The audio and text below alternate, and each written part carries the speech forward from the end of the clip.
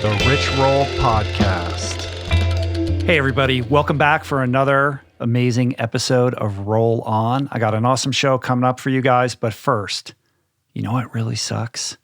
What really sucks is going out for a run only to start chafing on the inner thigh, or when you're in the gym and you're distracted by how uncomfortable your clothes are. Is this familiar to you guys? I hate that. It's terrible. It's so hard to find that perfect pair of workout shorts or running shorts. Why is that? Well, look no further, folks. Let me tell you about 10,000, the highest quality, best fitting, most comfortable, affordable, no BS training shorts I've ever worn. These guys keep it simple with 3 premium shorts built for all the ways you train.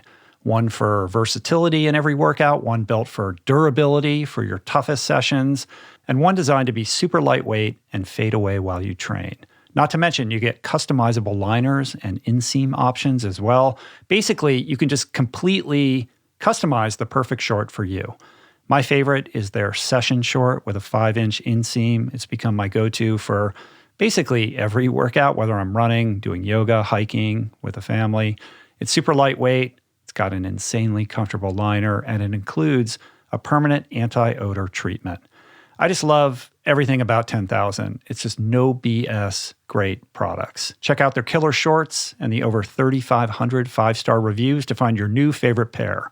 Every order gets free shipping, free exchanges, and free returns. So go to 10,000.cc and use the promo code RICHROLL at checkout for 20% off your first order. That's 10,000.cc. You spell it out, TENTHOUSAND.cc, not .com, and use promo code RICHROLL for 20% off. That's 10,000.cc, promo code RICHROLL. We're also brought to you today by Birch Living. So it's like a bazillion degrees here in the Santa Monica Mountains, and last night, going to sleep, it was still like 90 out. And as somebody who's perpetually tossing and turning and hot in the night, I really can't imagine sleeping on anything other than my beautiful Birch Mattress, which keeps me insanely cool, surprisingly cool, and comfortable all night long. Here's the deal. Birch mattresses are all natural. They're made with organic cotton, made in the U.S., along with sustainable American steel springs. My mattress that I keep in my tent has this awesome pad that goes on top of it, which makes it super comfy. It's basically a very high-end product that checks all the boxes, made affordable by cutting out the middleman. On top of that, 1% of every mattress purchase is donated to the National Forest Foundation, and Birch purchases carbon offsets for each mattress sold. They got tons of certifications in the industry for their safety and environmental sustainability, too many to name right now. Just know that this is a purchase that is good for you and good for your conscience. The Birch mattress comes with an industry-leading 25-year warranty. It ships straight to your door completely free, and you get to try it out for 100 nights risk-free. If you don't love it, they'll pick it up and give you a full refund. And right now, Birch is offering $200 off all mattress orders for my listeners. Just go to Birch, BIRCH, living.com/richroll for $200 off your mattress order. That's birchliving.com/richroll for $200 off your mattress order. All right, me and my hype man, Adam Skolnick, are back. Today we talk about a ton of stuff. Beirut, what is happening with the post office, a challenge that we offer to rid our lives of single-use plastics, and many, many other subjects, including listener questions on journaling and creativity, navigating a breakup, tools for self-discovery, and the growing trend of city center exodus. So strap in, because it's time to take roll call. Hey everybody, we're back. Welcome to another edition of Roll On. I kind of feel like we should call this Roll Call. Roll Call? Yeah, I don't know. Maybe we need to rebrand it. I'm not sure. Either way, I'm here with my hype man, Adam Skolnick, journalist, author, swim run aficionado, environmentalist, activist. Hey, good to be here.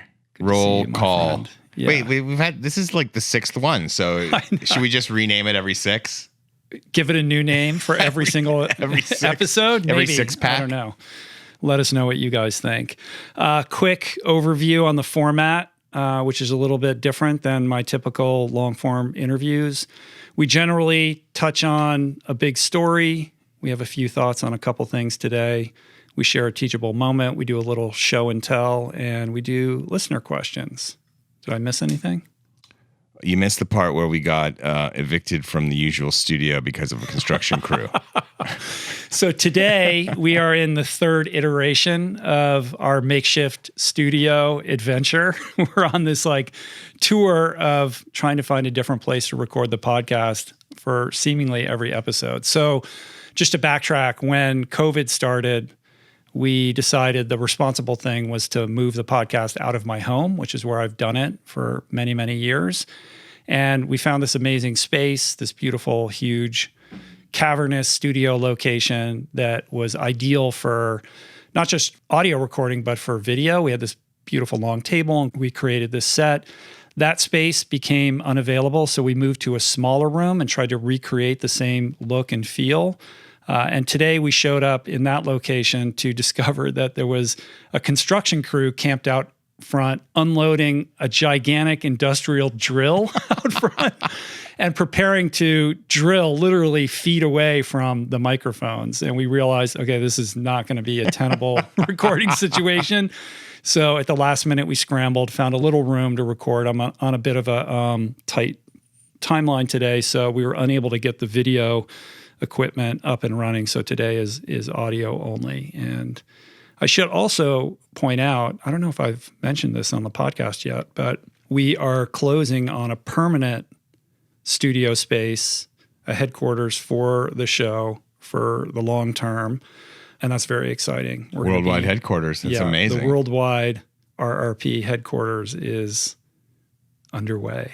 And that means more of what you love. Yeah.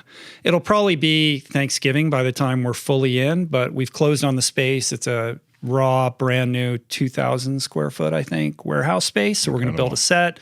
We're going to build offices. It's going to be like the ultimate hang, and I'm super excited about it. We're also going to document it on video. I got my man Davey here, and we're going to do a little series on the construction of that and the intention behind it, which I'm pretty excited about as well. So stay tuned for more on that. That's going to be awesome. The word on the street, Adam, is that you've decided to tackle the Zone 2 aerobic training. How's that going? We should call this section Fitness Corner or something like that. Fitness in the gray zone. Fitness check-in after our conversation the other week. Yes. Thank you for that, by the way. I went out, as soon as we had that conversation, I ordered a Garmin Tri Chesty, which I've named Chester. Chester, the heart rate strap. Chester, the heart rate flogger. And so I wear that now. And right away I went out with it.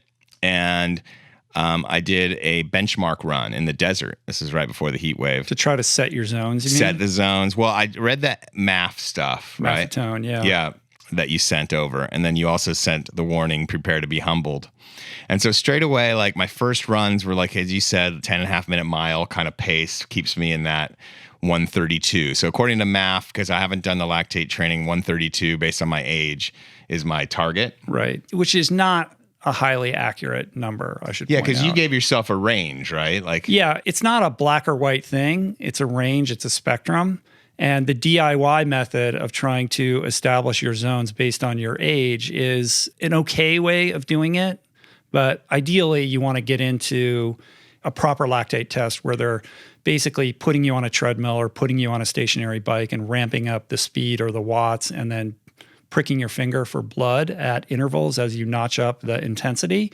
And that way they can determine with great specificity what exactly your zones are. Yeah, and I will do that as soon as the pandemic is over. Right. And whenever that may be. In the meantime.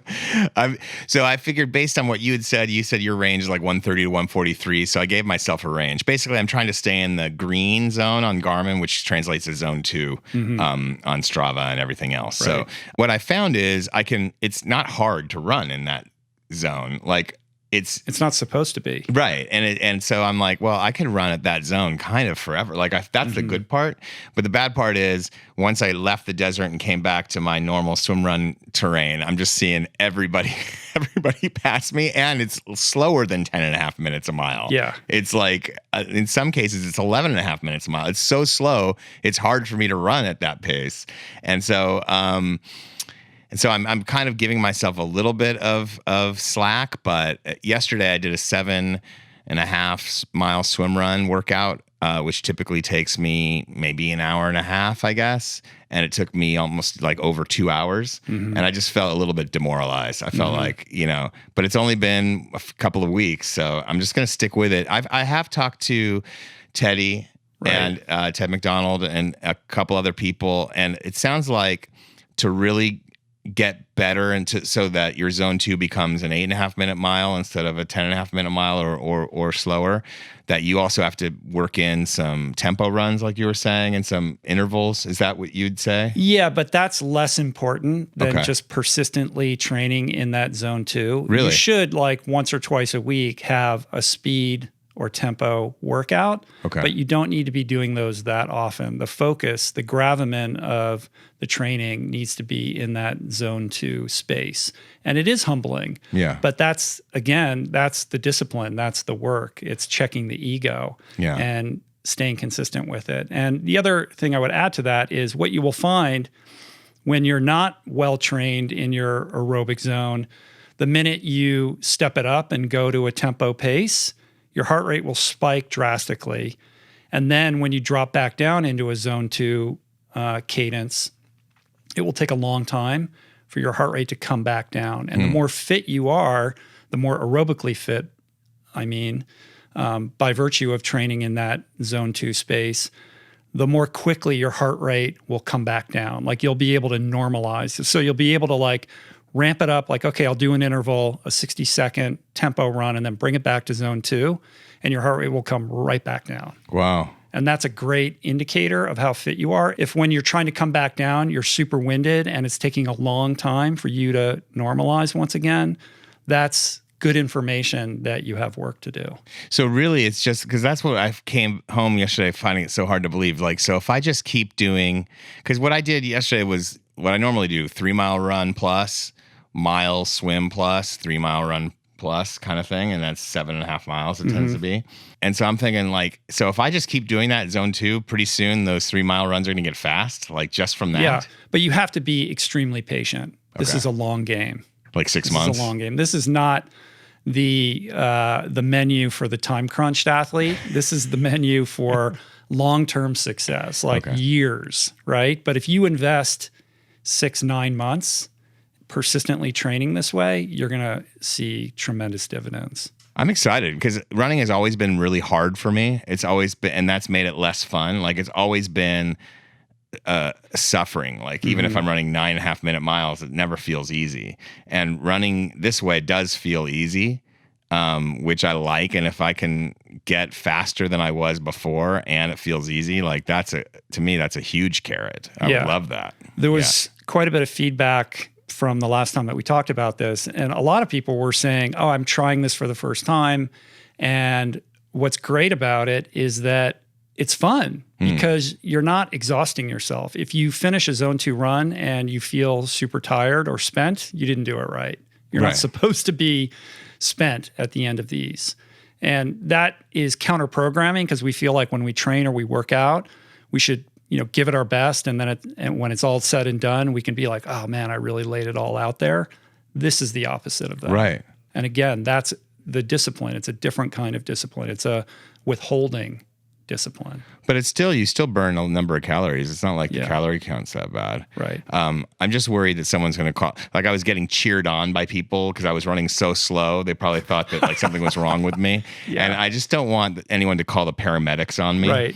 Like, I've had people call lifeguards and fire people on me, like in Hawaii, when they saw me way out swimming, and they're like, he doesn't seem like he's going fast enough to mean to be out there, Like, they thought they were saving my life. And then I'd come in, I'd swim in, and I hear sirens. I'm like, God, I wonder what happened to somebody. I hope they're okay. And then I get to the beach, and the fireman's like, "Are you okay?" Like, wait a second, were you way out there? And I'm like, yeah, that was me. And he goes, "You're okay?" And I'm like, "Yeah." Did someone call? Yeah, someone called search and rescue on you.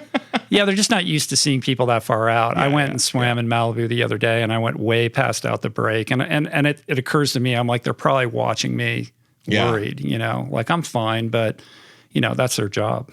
Yeah, no, it's fine. It's fine. I'm like, I just don't want to get charged for search and rescue if I didn't need it. And just to put it into perspective, when I was training for my first Ultraman in 2008, and I was trying to acclimate to this program and fighting it all the way, thinking this is a terrible idea. Like, how am I ever going to finish this crazy race if this is the protocol?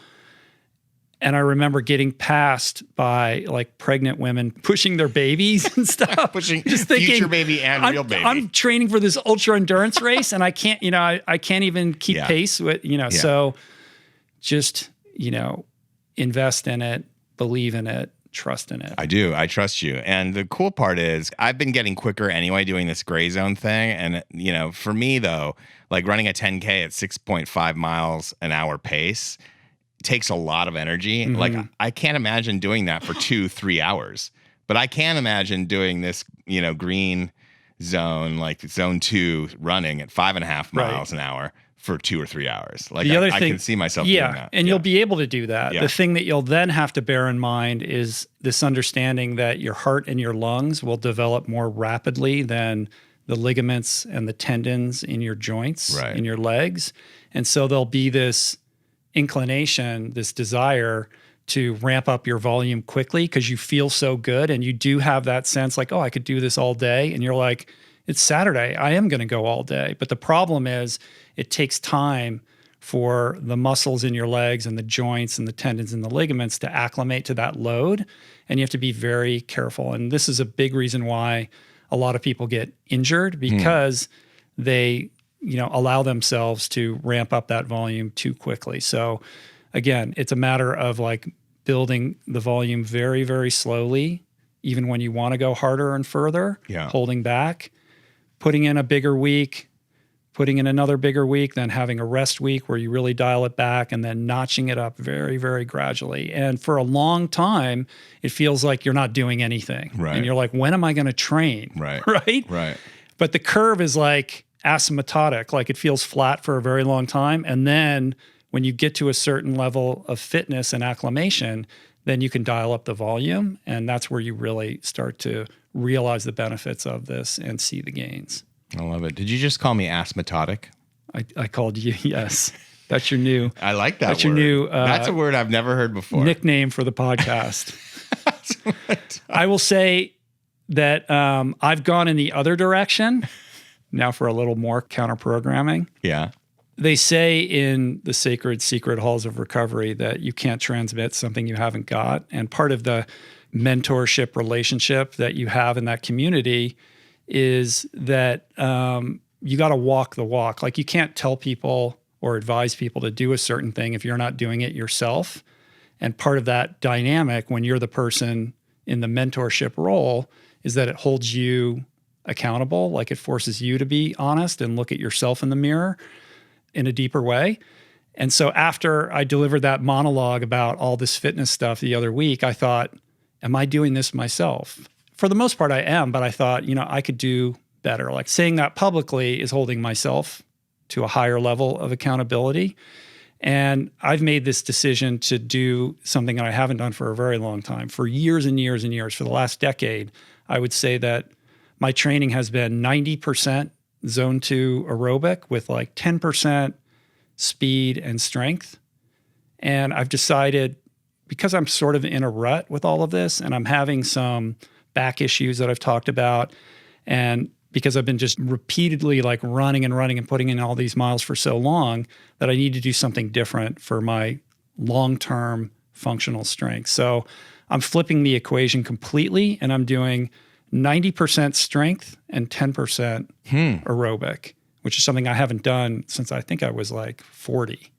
So it's been like 13 years. So strength meaning high heart rate? Everything from, mostly right now, and I only started this 2 weeks ago, but mostly functional strength and weight training. Okay. Like so back in the gym. Yeah. Like just trying to get my body strong, like building it up. Like this is my foundational work to take a body that is very efficient and acclimated to long distance pursuits and running and trail running and things like that, and to get really, really strong. Oh, wow. So it's going to be a gun show come November. It's going to be like, you're going to have like that Goggins body. Yeah, I'm kind of doing a little bit more, well, I mean, with less of the endurance stuff right now. Right. Like I'm really going to back off the running and the cycling. I'm still going to put in some, runs and some bikes and some swims, but the focus is really going to be on not bulking up, but just getting really solid and strong, because I want to heal my back. As I get older, you can carry that endurance machine forward. You always have that, and I can always tap back into that. Yeah. But what you lose is the strength, and I don't want to lose that strength. And I've noticed that I have lost a lot of that, and I want to build that back. And on top of that, I also want to show that a 53-year-old guy who's been vegan for 13 years can still pack on some heat in the upper body department. Interesting. So that's kind of what I'm So the home right gym is all decked out, or is that going to be over at the studio? I have a little bit of home gym stuff, and then there's a gym near my house that is open for limited times with social distancing. So I started to explore that. Like if, I'm using that safely for limited amounts of time throughout the week. So we'll see how that goes. That's exciting. So the goal is like when the book comes out in November, that it's going to just be a massive gun show. Are you gonna sign your own biceps for people? No. See, now I'm on the hook, right? I got to follow through now. Yeah. Now you've declared it. Right. No, but I think that's cool. I think that speaks to beginner's mind and the power of just trying something new and switching things up. And like you're doing with this. Like I don't want to be stale. Like I want to do something different and keep this whole journey dynamic. I love it. All right. So what's the big story? Well, the big story is Beirut. It is. So the synopsis, as we all know, we've all seen the footage, a huge cache of ammonium nitrate, a chemical used in fertilizer, but also explosives, including the Oklahoma City federal building attack, was detonated at the port. And it was many, many times bigger than what was used in that attack in Oklahoma City. It killed 150 people plus, injured 6,000, left hundreds of thousands of people homeless. Many are still missing. Critical infrastructure like hospitals and the country's main port were destroyed. Nearly half the city was damaged. And that was kind of like the last straw politically and socially for what's been happening in Lebanon and Beirut. Before the coronavirus pandemic even, the economy was shrinking in Lebanon. The currency crashed because the banks there were kind of caught out in a Ponzi scheme like interest game where they would, the way they were getting foreign investment into the country was promising a high interest rate. And so foreign investment was coming in, but in order to pay that high interest rate, they had to keep getting more investors. Right. And so then investors started like a shining. macro Bernie Madoff situation. Like a macro on a national Madoff. level. Exactly, on a national level. And sometime late last year, the foreign investment stopped coming because people sniffed it out. And they're like, wait, we can't do that. This isn't going to work. And then at that point, it became hard to get your own money out of the bank if you're Lebanese, and the currency crashed. And so people lost their, half their net worth or more kind of overnight in the blink of an eye. And so then this happened. Right. So now you have to try to repair stuff. And there's a pandemic going And there's on. a pandemic. And so what's going to happen? How much is steel and glass going to cost? Can you get your own money out of the bank? So this is kind of the totality of what's been happening in Beirut, which is a lot. I mean, can you imagine if all of a sudden, on top of everything we've been dealing with in the United States, if all of a sudden you couldn't get your money out of your bank? And layer that on top of just a history of embattlement that this, historic place has weathered over the millennia. Yeah. It seems to always be this vortex of conflict and strife and beauty and and this incredible, cultural kind of oasis. Yeah. And what have the people in Beirut been doing since then? There's been protests, sure, but they're also the armies of volunteers are the people cleaning up that city. Business people have been the ones investing in crews to help clean up. There's first aid stations and food stations being set up entirely by volunteers, entirely by the citizenry. And the government has quit, and there's no real public response to this. It's all been kind of private groups organized, but in a community level. This is what happens when you have no government to help you. Right. You have no agencies to help you. And you love Beirut. I mean, on a personal level, it's absolutely heartbreaking. I mean, we all saw the videos of the explosion going off, and I've never seen anything like that. I mean, it was just so horrific. Yeah. I can't imagine. That shockwave was just nuts. There was one video that was taken from somebody sitting at an outdoor cafe that I've been to. And the whole thing gets blown over. I mean, I've been to Beirut twice, and I love that city, and I've gotten to know quite a few people there who I consider to be my friends. The first time I went for a speaking gig, it was many years ago. It was probably 2013, maybe 2014. And I got to meet with a bunch of Beirut business leaders, and I gave a talk, and they like wined and dined me and introduced me to all these people and took me all over the place and gave me a tour. And they just were so incredibly welcoming. One of the people I met on that first trip was a legendary endurance athlete called Maxime Chaya, who's kind of like their national, adventure athlete, sports hero. He's just this amazingly dynamic, accomplished dude. He's climbed Everest. I think he did the 7 summits. Okay. He's done all kinds of, he's like the Ironman athlete in Beirut. Like, 'cause this is not something that a lot of people are doing. No. And I think he was even like the Cannondale bicycle rep. Okay. Like he was the one responsible for getting people on bikes in Beirut and all kinds of amazing things that this guy has done over the course of his life. And he took me to his home, which is outside Beirut in the hills, maybe like 45 minutes outside of town. And we went cycling through the countryside and, through this mountainous range. It was just cypress, groves. It was just so incredibly What year beautiful. was that? I think it must have been 2014, 2013. Okay. I can't remember. And one of the people that I met also on that trip was a woman called May Al-Khalil. And she founded the Beirut Marathon. She's got this incredible backstory that she tells in a TED Talk. I made a video about that experience. It's on my YouTube channel, and also I shared it on Instagram recently. Yeah, I saw that. She was an avid runner. This is a place in the world where there's not, like, running isn't part of the culture necessarily, but there is a small running culture there.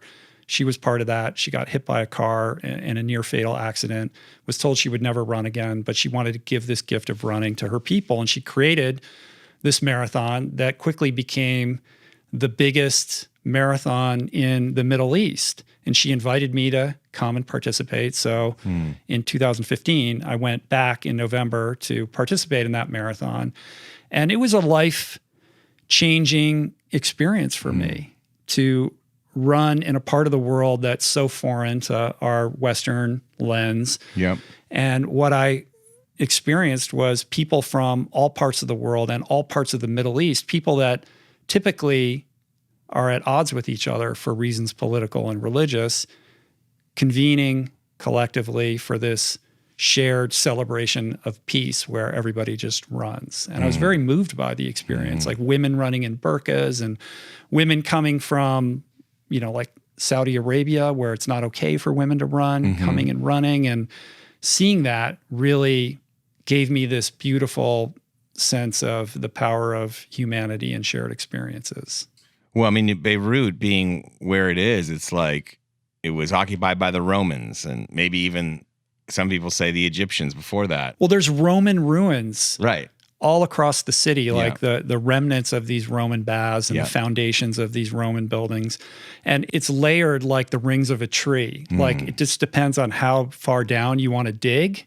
And you just tap into culture after culture after culture. There's mosques, there's cathedrals. It's this intersection of all these different cultures. Yes. And I was told when I was there, like, if you want to build a building, like everything is a historic site. So it's like, well, if you build here, you're building on top of this. They have to do this calculus of like, yeah, it's a Roman ruin, but like there's no place where you're not going to be affecting some aspect of the past. The Middle East is like that. It's just so old and there's so much history there. It's like, so the Romans, and then it was the Ottoman Empire for centuries. And then after World War I believe it was a French protectorate, and then independence in 1943. And since then it's been fraught. There's Palestinian refugees there. The Syrians and Israelis were kind of fighting over territory. And then there was a civil war in the 70s. Civil war in the mid-70s, yeah. And Hezbollah, which is an organization that's funded by Iran, has an occupied part of the city that kind of belongs to them, kind of their own thing, and they squared off with the government not too long ago. So it's complicated. It's complicated, and there's Christianity as well as it's not just a Muslim city. It's really multicultural. and Armenian presence there as well. It's incredibly beautiful also. Yeah. We've all heard, the adage that it is or it was the Paris of the Middle East. I mean, it's certainly true. And they have this beautiful esplanade along the water where, I would go running every day and jump into the sea. And it's quite spectacular. Yeah. But it's also seen better days. Like when I was there the first time, there was something going on with the government where the trash wasn't getting picked up. It's just a shit show, right? Literally from a civic perspective. Yeah. And I had conversations with some of these business people, like, these are very sophisticated, well-to-do people. And I said, have you ever thought about leaving? Like you could go be a banker in New York City or something like that, but they just love Beirut and they believe in Lebanon and they're there for the sake of, basically trying to improve this impossible situation that they're in. I have a colleague from Lonely Planet who has been basing there, and I checked in with him afterwards and how he's doing, and he's like, one of the things he said was, we don't have air conditioning right now, which I guess doesn't matter because we don't have windows. Right. And he's still living in the place without windows, because some people just don't have the money or the places to go. Mm-hmm. So, some buildings have been condemned, but if your building hasn't been condemned and you have no windows, you're kind of like at the mercy of when those get replaced. The blast radius of this thing was so extraordinary too, because I was watching videos of journalists on the ground in neighborhoods that I know that are quite distant from where the bomb went off. Yeah. And I couldn't believe the devastation, like literally, miles away from where it exploded. It's hard to wrap your head around it. Well, you were there, and then when you ran the marathon, you left, and like 2 nights later, there was like an actual terrorist attack, right? And I tell that story in that video that I made. But basically, the marathon was November 8th. Mm-hmm. I left on the 10th. And on the 12th, ISIS bombed one of the Hezbollah neighborhoods called Burj Barajne. I don't know how to pronounce that, but it's right next to the airport. And I'd driven through that area, and I'd walked neighborhoods quite close to that, like the day before I left. And I just remember leaving Lebanon with such a full heart for its people and its history, and such a deep appreciation and a sense of empathy. And then to see that happen was so shocking and devastating. Mm-hmm. It was the number one news story in the world for a day, but the following day was the Paris bombings, which were admittedly much more severe in terms of death toll and injuries. And the one where they're not the Charlie Hebdo, the nightclub, the one that were all over the city. Yeah, right? exactly. Yeah. Exactly. That was literally a day later. And that erased Beirut from the news cycle completely. And a lot of people, I think, have now forgotten that Beirut had been bombed the day before. Yeah. Because all the focus went to Paris. And I think part of that is this sense that, it's the Middle East, like bad shit just happens there. Yeah. And I think we're seeing a little bit of that now because we're, 10 days or so since the blast in Beirut.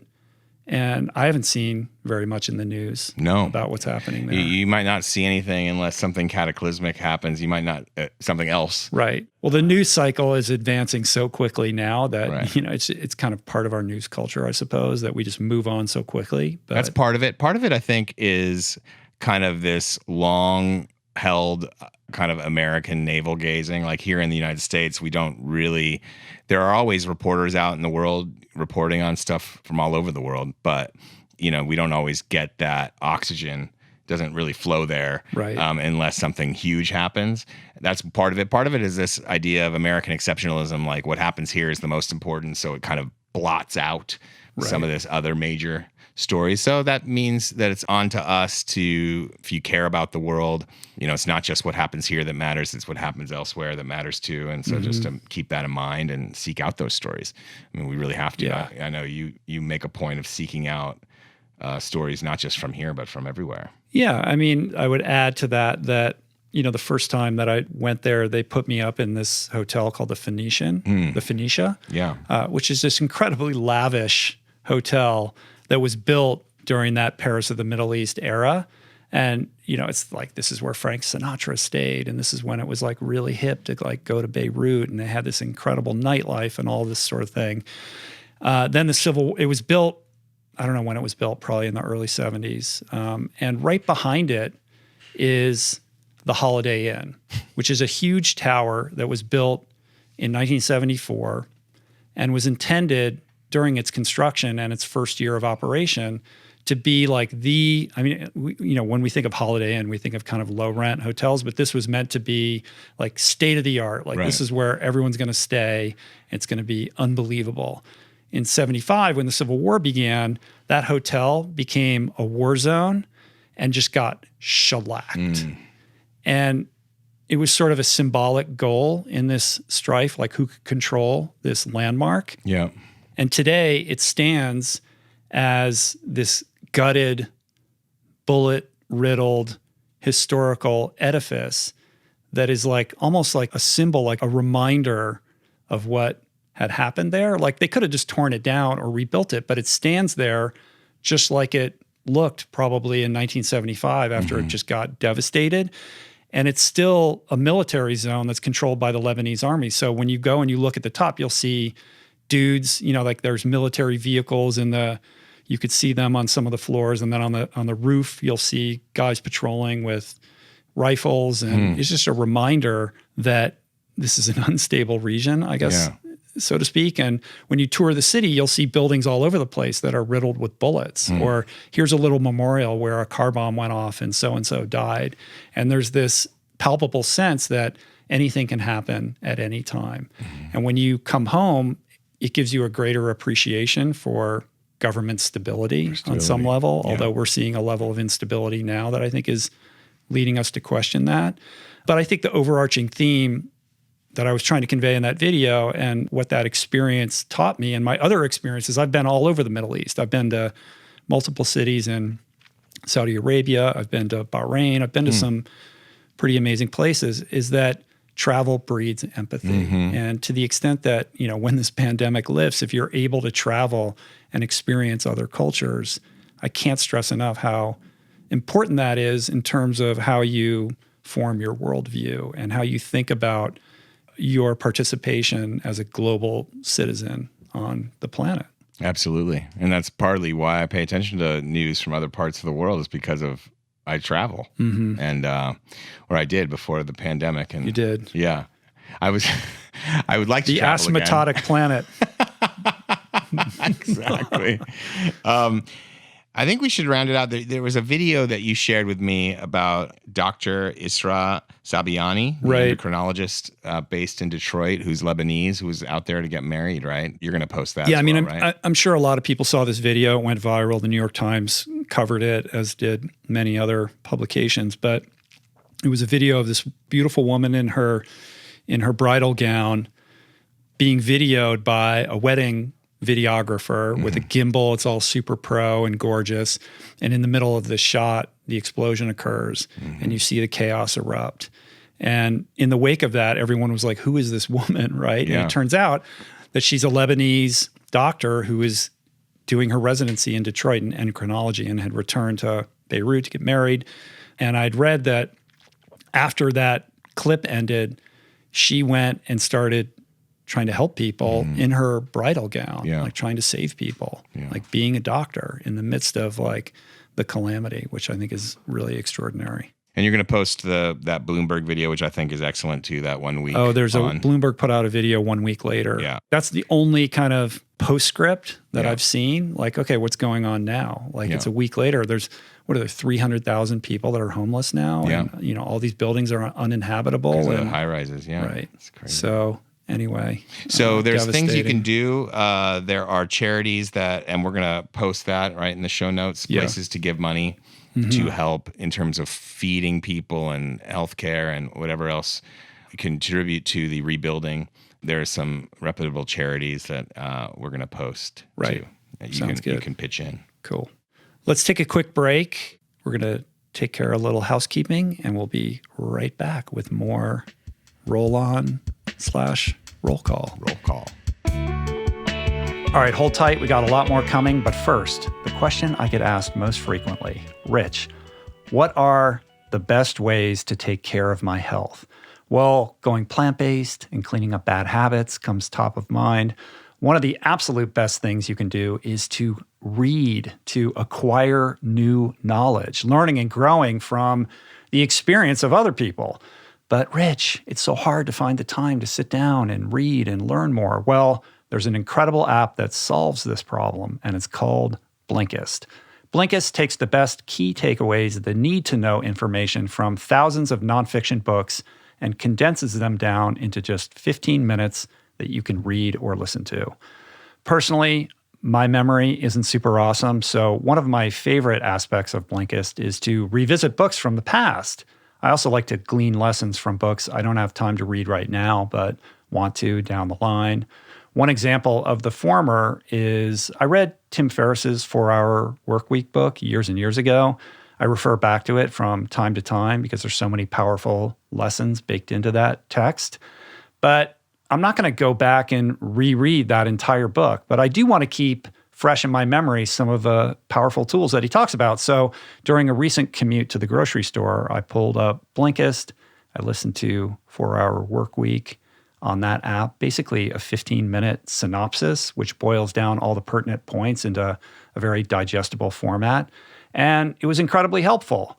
Here's the deal. With Blinkist, you get unlimited access to read or listen to a massive library of condensed nonfiction books, all the books you want, and all for one low price. Right now, for a limited time, Blinkist has a special offer just for my audience. Go to Blinkist.com/richroll, try it for free for 7 days, and save 25% off your new subscription. That's Blinkist, spelled Blinkist, Blinkist.com/richroll to start your free 7-day trial. And you'll also save 25% off, but only when you sign up at Blinkist.com/richroll. And finally, we're brought to you today by my friends at Daily Harvest. When it's blazing hot, it was literally over 110 degrees here yesterday. My desire and general motivation to cook anything just goes out the window. So I would like to personally thank Daily Harvest's refreshing smoothies and delicious scoops, their new plant-based ice cream, from keeping me from melting into oblivion this summer. Daily Harvest is a lifesaver. They help you stock your home with clean, delicious food that's made from real fruits and vegetables. They're farm frozen to lock in peak nutrients and taste. And with Daily Harvest, there's tons of options for any time of the day, from smoothies to harvest bowls, flatbreads, and more. And the best part, everything is ready to enjoy in minutes. Right now, I'm crushing on their chia bowls. They have this all-organic blackberry and magique bowl. I think that's how you say it. It's got blackberries, banana, chia, hemp seed, coconut, and blue magique, which is a spirulina extract. It's just insane. But I'm telling you guys, their scoops are where it's at. They're free of additives, preservatives, and fillers, and instead made with whole, nourishing, organic, plant-based ingredients like black sesame, coconut cream, and even dragon fruit. They have 4 amazing flavors, but the vanilla with salted swirled black sesame is my personal favorite. It's unreal. It's basically a plant-based ice cream cone with ashwagandha, coconut, maple, cacao. It's absolutely unbelievable. So keep it simple this summer with Daily Harvest. Go to dailyharvest.com and enter promo code RICHROLL to get $25 off your first box. That's promo code RICHROLL for $25 off your first box at dailyharvest.com. That's dailyharvest.com, promo code RICHROLL.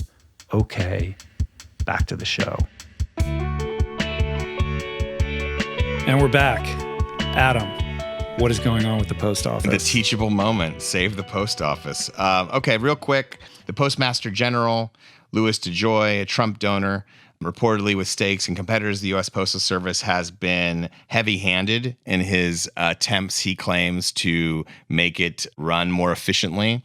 But those adjustments that he has been trying to make include the removal of mail sorting machines. At least 19 have been removed from various depots. Each machine can process 35,000 pieces of mail per hour. So 19 is a big reduction. And he's slated to have 671 more taken out. This was reported widely over the last few days. He's also moved to end overtime pay, which is very critical because that's how carriers cover for one another when they are sick, especially now. That's a big deal. So if overtime goes away, that means people will not get their mail, which is also happening right now. So these moves kind of underscore this rising concern across the country of the integrity of the November election. How is the post office going to be able to handle 80 million ballots cast by Americans? It could be more than that, could be less, but that's kind of that's the estimation. But then there's also problems that have nothing to do with DeJoy, which is that mail carriers aren't showing up for work, maybe because of the pandemic. Either they're scared of it or they could be sick. I talked to my own postal carrier. Admittedly, that's just anecdotal evidence, but what he was saying is in Santa Monica, 21 carriers didn't show up on Saturday. And when those carriers don't show up, residents don't receive their mail. Some people haven't received their mail for a week at a time. Wow. And he's working 60 hours a week. He's taking on overtime. If overtime goes away, he won't work 60 hours a week. Right. So he's not going to cover for it. So that this is a problem given the election is happening. And it's a problem in general. Like functional societies have impartial postal services that are not driven by profit. It's so crazy that the post office is being politicized in this way. It's like you just take it so for granted. You never think twice about whether your mail's going to come. Until now, right? So apparently the post office needs $25 billion, this is according to Trump, to be adequately funded through not just the election, but through the holidays. Pelosi just called the House of Representatives back into session to deal with this. So they're definitely going to do that? That's happening. There's a vote supposedly scheduled for Saturday to fund the post office. Of course, then it has to be also passed by the Senate and signed by the president. On Sunday, Mark Meadows, the White House chief of staff, did express openness to funding the post office through the election. So we'll see about that. But is this a power grab? It certainly smells that way. First of all, how a postmaster general is a partisan employee is crazy. But what's happening there does seem to be in line with what happened at the EPA, whereas a Republican president is in power and he's appointing people who undermine that agency that they're supposed to be overseeing and implementing policy. So it's troubling for those of us who care about the environment, the EPA, or just having a post office. But what do you think about all of this? Well, I think it certainly smells of an authoritarian weaponization of what should be and is a public utility for a partisan gain. And, whether or not that is the case, it will function to produce that kind of result unless it's resolved. Yeah. And I think, I've sort of watched how Twitter has exploded over this and the outrage and all of that. And it goes back to, what can we control? Like, we can talk about this and be outraged and voice our concerns on social media and, all of that. But fundamentally, all we can do is control our own behaviors.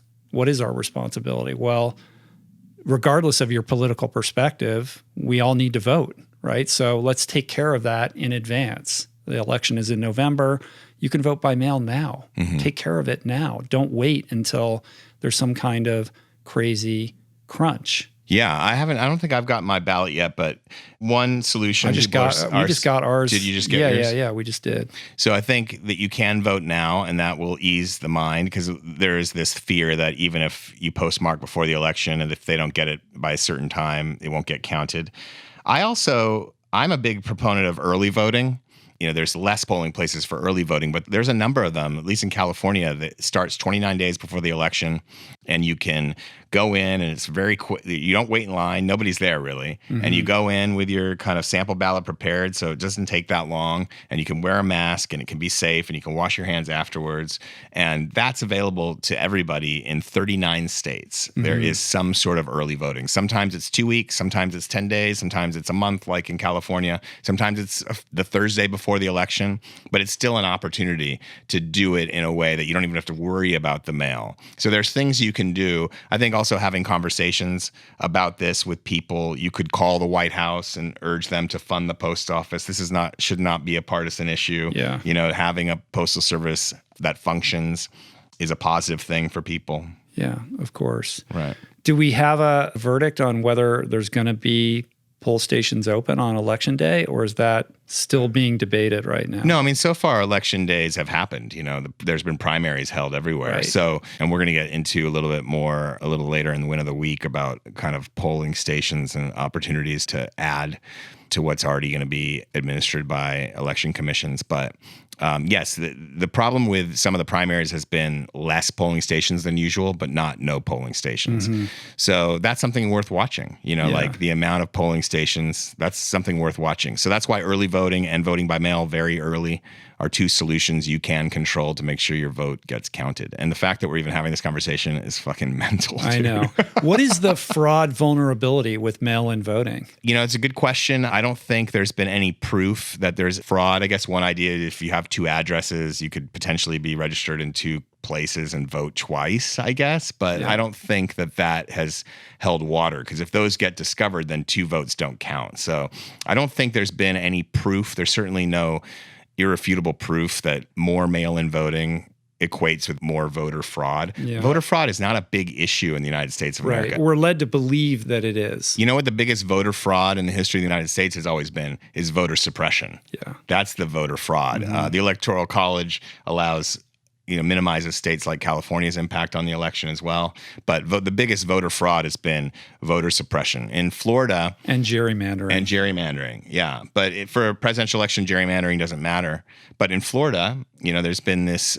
some states have long had laws on the books permitting ex-felons from voting. Florida's state government changed that. I think it was there was a referendum, and they basically allowed felons to vote for the first time, and then the state government enacted a new law basically saying, they can vote as long as they pay all their fines that they had, unpaid fines, which is kind of like this poll tax, which used to be a trick used to eliminate poor people and black people from being able to vote, mostly black people. So there's a movement afoot. We'll talk about in Win of the Week about how to deal with that. So there's solutions. The solutions are vote by mail, vote early, and there's petitions. Save the U.S. Postal Service petition asking for the removal of Louis LaJoy and the full funding of the post office, and that's out there. So we'll link that up in the show notes. The concern, from my perspective, come November, is that in the event that a significant portion of voting is done via mail, that's going to delay the result tabulation, and it just creates this cloud of uncertainty that will make it easier for somebody to say there's something not right with this, or to stay in office and not leave. Like, short of a landslide in either direction, my concern is the instability of the government in terms of having a clear directive for who is going to be the next president. Like, if Trump loses, but he loses by a margin, is the guy going to leave? Is this going to be a thing that we're going to have to deal with? I mean, he's already, seeding this idea that it's a fraudulent landscape, which creates the foundation for an argument that, something is amiss. I agree. It's problematic. I mean, why can't we figure out how to have safe, encrypted online voting? We trust our money online. Our phones have facial recognition. There are encryption experts working on voting. It tends to be extremely complicated. I think Travis County, Texas was looking at trying to include encrypted voting. That's different than the voting machines that we have, which are not connected to the internet, except when they're being programmed, and then they are connected to the internet. I think what we're seeing with hacking, if the machines themselves are connected to the internet, they are vulnerable. So they shouldn't be connected to the internet. They can be networked and encrypted, and there are some very smart people looking at that. But it has to be kind of a Faraday box situation where it's not online. So but if it's not online, then you still have to go to a polling station. You still have to go to a polling station. Now, there are other countries. The last time I voted in the midterms, it was like a digital kiosk thing. So the digital kiosks, those are digital voting machines, but they are not connected to the internet except when they're programmed originally. And then when they're standing in the polling place, they are not supposed to be connected to the internet. But encrypted voting, the same thing. They wouldn't necessarily be connected to the internet. But the idea is, even if they were, they'd be unhackable, because a vote creates a digital footprint that is then encrypted in the way that it can only be unlocked in a very certain way. And even if you hack into it, you won't know what that vote means, because it'll have a digital code. And so you won't be able to tell what that vote means. So you couldn't necessarily monkey with the results. I feel like the word blockchain needs to be uttered here. I know nothing about blockchain other than that it means a distributed network where nobody can control it. But perhaps there's a solution in the blockchain that could resolve this kind of digital voting situation. All right, let's move on. All right. So you posted something on Instagram that like was amazing this week. And it was all about kind of your journey in sobriety, but in a very specific way, and in what happened in Oregon in the rehab center. And I just thought it was really poignant. So I just wanted to find out what motivated you to do that and kind of where you're coming from with that. Well, I appreciate that, Adam. Yeah. Thank you. Feels like I told you to say that. I know, but you didn't, though. I know.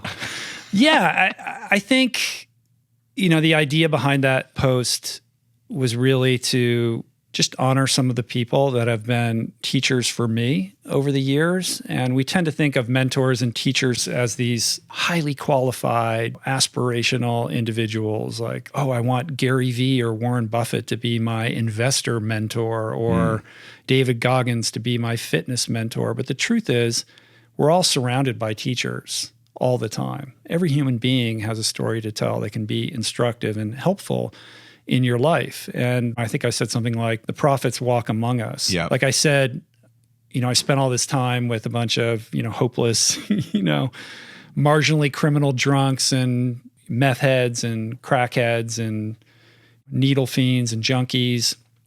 But I became very bonded to these people, and I learned a lot. Where was this exactly? Or not exactly? It was a treatment center in Oregon, and just being in the recovery community for many, many years at this point, over 20 years, met a lot of people, and people from all walks of life who collectively get together in a way that these people would ordinarily never meet, right? And when you open yourself up and you're available to what they have to say and you're present, I think most people would be amazed at what you can learn from the people that are in your immediate environment if you just slow down and pay attention. And I think right now in this pandemic, we're being compelled to slow down. Like the fast pace of our life that we've acclimated ourselves towards has been interrupted. Mm-hmm. And with that means we're having fewer interpersonal interactions. The number of people that we're exposing ourselves to every single day is far limited, is truncated, but there's also an opportunity for the experiences that we are having with those fewer people to be more meaningful. And to the extent that we can make ourselves more available to them, that we can be present and listen, I think that there's, lots of wisdom to be mined from that. Yeah. I mean, that's what stuck with me, is like to be humble enough to know that like you don't have all the answers and that anybody can teach you something. Any interaction can teach you something, even if it's someone. Even if that interaction is, I don't want to be like that, or I see where that person has made this mistake and what it's done to their life, and that's helpful to me. But there's also this, you can't be defensive. You have to be open, right? Mm-hmm. Like a defensive posture closes off all those possibilities, doesn't it? Sure. But if somebody's sharing their experience, again, it goes back to this idea of breeding empathy, right? Like if you can connect with another human being and look for the similarities in their experience and how you can relate to them interpersonally, that brings you closer to that individual. It amplifies your own inherent ability to be empathetic. And I think that's very healing. And I think we need that right now. We're so divided and we're so acrimonious. Everybody is on this razor's edge right now. There's so much tension in the air. It's being fueled by economic insecurity and the pandemic and this fear of getting sick and the vitriol on social media, and everybody's just waiting to snap. Yeah. They're not listening. They're not present. They're not experiencing other people for who they are. They're just waiting for their turn to reply. Yeah. And to the extent that we can let go of that and just remind ourselves to be present and available to another human being's experience, our own lives are benefited in the process of that. Love it. Cool. What are we doing now? Show and tell, although you can't see it. I'm wearing a hat that has the words Net Positiva on it. This is a hat made by a company called Bureo.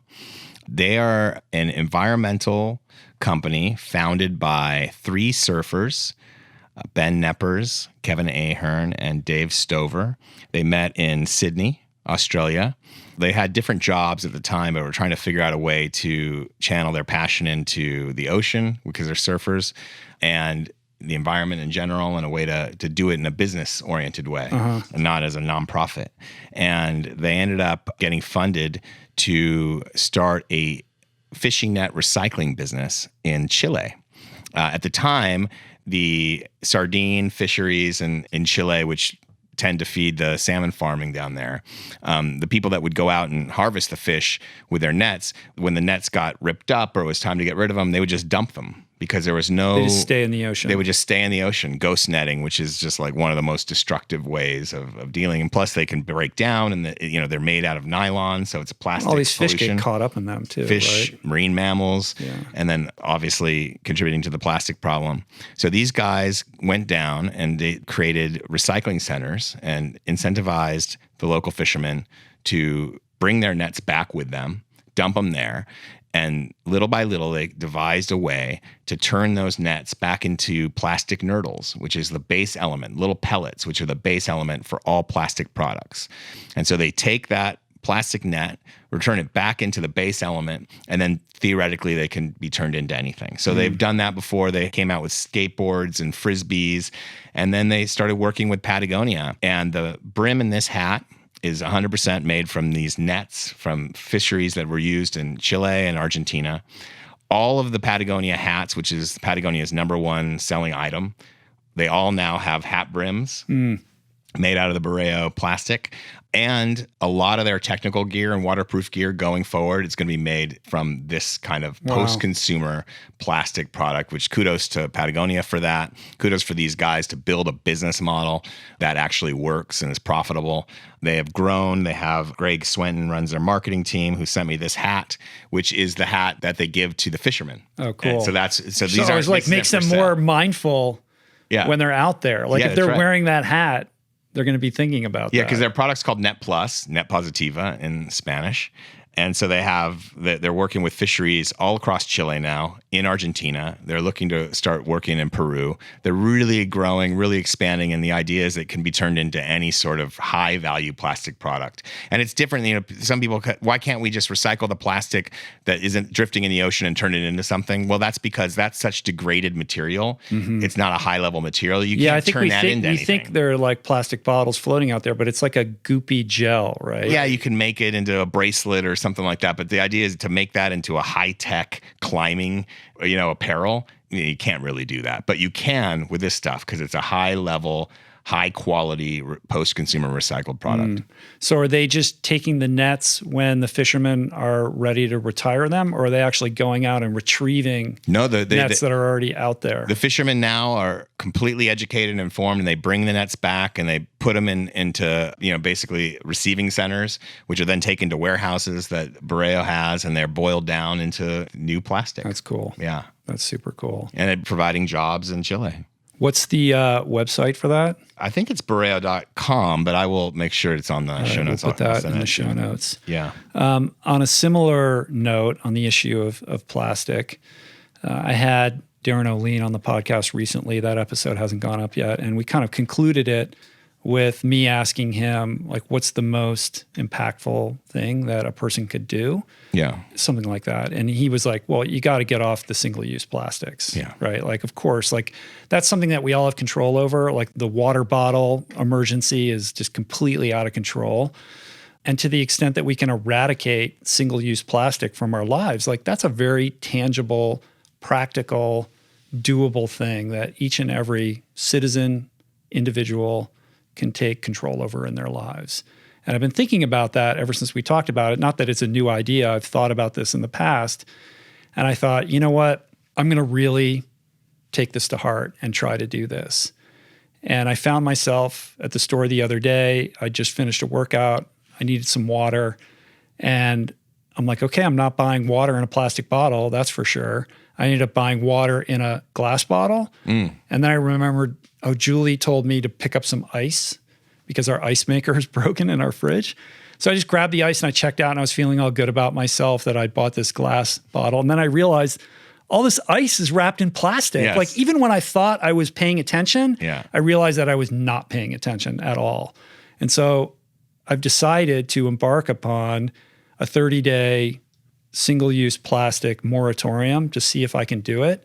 And what I've realized is, to that point, it's harder than you think. No, it's hard. Because it's so endemic to every consumer product that you come across. Even if you're buying something that is made out of something else, there's still a plastic wrapper on it. Or if you buy something online and it gets delivered, plastic is everywhere. And it's more challenging than, it's not just, well, let's start with no more plastic water bottles, but beyond that, it gets complicated really quickly. It does. And especially now in the pandemic, I do our food shopping at the farmer's market. I bring my own bags and you're good. You're my role model. And try not to take the plastic. But during the pandemic, like for the first time, even the farmer's market stuff was prepackaged, and I was happy to take a plastic bag. And you know, we talked about this when I was originally on your podcast in 2016. You know, I'm a Five Gyres ambassador working on marine plastic issues, and I care a lot about it because there's billions of plastic particles in the ocean. They tend to look like plankton to marine life. They get nibbled.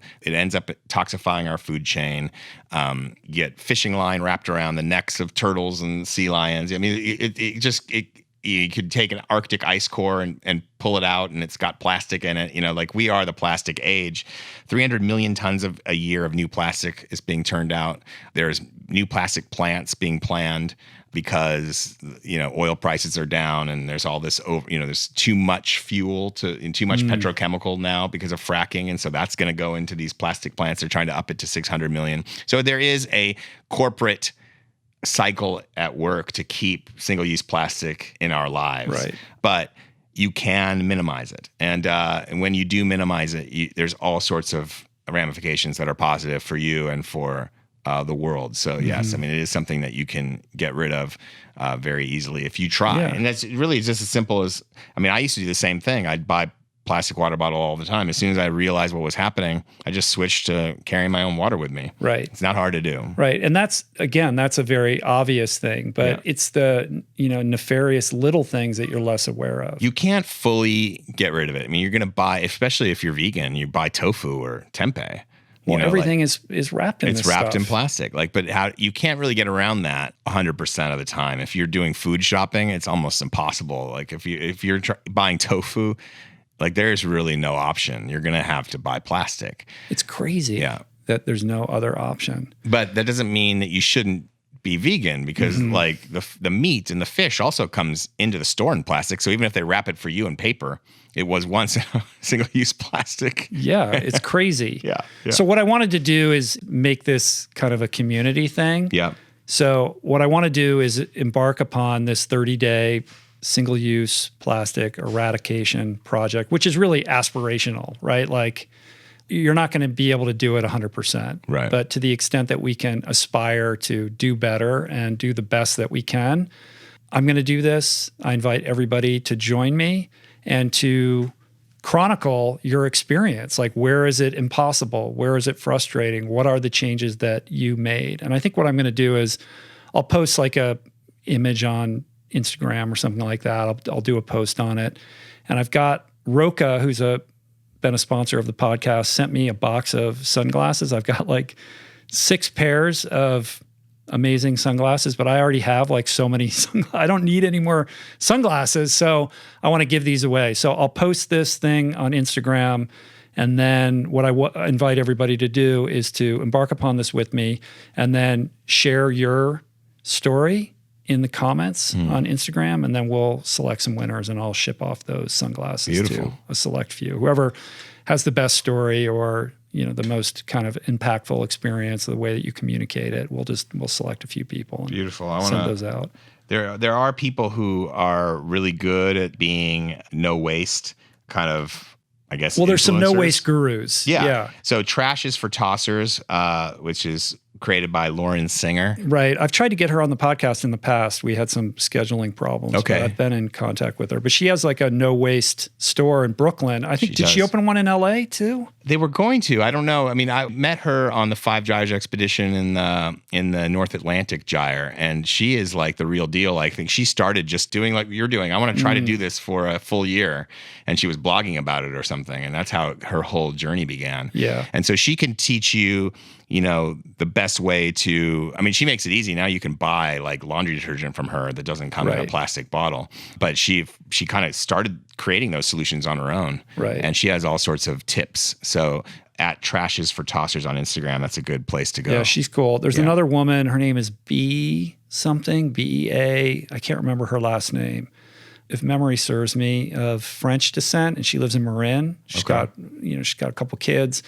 She's also written a book about this, and I think she did a TED Talk. I saw her speak once, and her entire garbage for an entire year of living with her husband and 2 kids was all in one mason jar. I was like, how is that possible? When I look at the amount of refuse that our family produces weekly. And I just think that is so aspirational and badass. It is. It's amazing. And also looks like a huge amount of work, but it's kind of like when you're not vegan and you look at you're like, oh, that's got to be so much work. You must spend all your time dealing with that. Right. And it just becomes second nature. I'm sure for her and for Lauren, like this is just their lifestyle. Like they're so acclimated to these habits that it doesn't seem onerous to them anymore. No, it's kind of like, I would guess, like, you know how when you first start eating or vegan exclusively, or in my case, like 99%, how like all of a sudden your taste buds change to that when you do try something that's not vegan, it tastes kind of dead to you. The flavor is not there, but vegetables and fruits have much more flavor. I mean, that was my experience of it. I imagine there's side effects like that from doing this too, like where you start to see these hidden bonuses that you didn't anticipate. Right. And suddenly everything pops out to you in Technicolor where we're so used to it, we don't notice it. You know, but then so if you have to backtrack, it probably hurts. Yeah.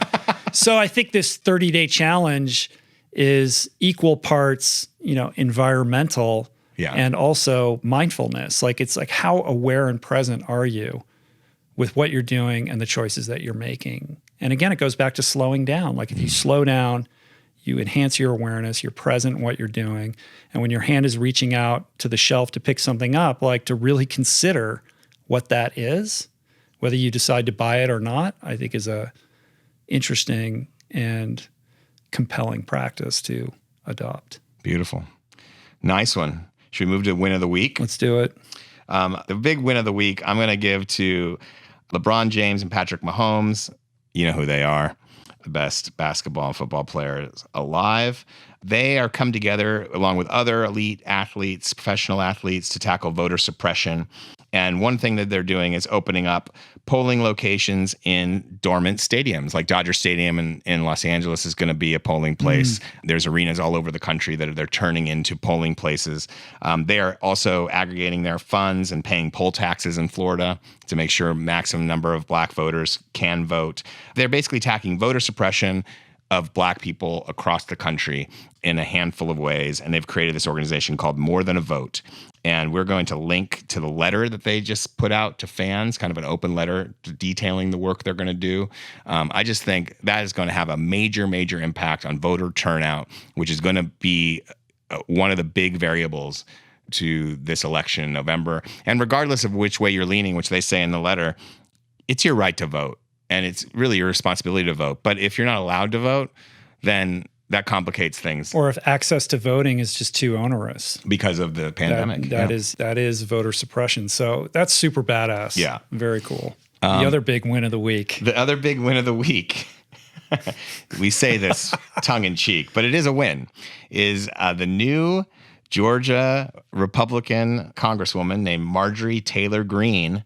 She won on a campaign supporting QAnon. So is she the winner of the week or is QAnon the winner of the week? I think QAnon won. I think QAnon takes the cake for the weekly QAnon win. Keeps winning, which is not good, by the way. Winning. They keep winning. It's unbelievable.